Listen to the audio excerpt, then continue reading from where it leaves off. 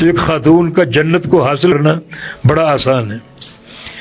نبی علیہ السلام کے حدیث جامع ترمذی میں المرأة اذا صلت خمسا وصامت شہرا، ایک خاتون 4 کام کر لے، بڑی پابندی کے ساتھ 4 کام کر لے، بڑی توجہ کے ساتھ اور خصوصی نظر کے ساتھ، 5 وقت کی نمازیں، رمضان کے روزے، اور پھر شوہر کی فرما برداری، وفا شعاری، اور چوتھی بات عزت کی حفاظت، پاک دامنی کی حفاظت رکھے، شوہر کی فرما برداری کر لے، اس کی ناشکری نہ کرے، اس کی نافرمانی نہ کرے۔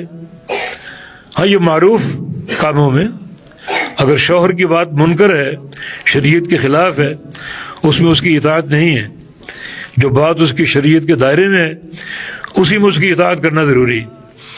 تو خاتون یہ 4 کام کر لے، جب قیامت قائم ہوگی تو اللہ تعالیٰ اس کے لیے جنت کے 8 دروازے کھول دے گا کہ جہاں سے چاہو داخل ہو جاؤ۔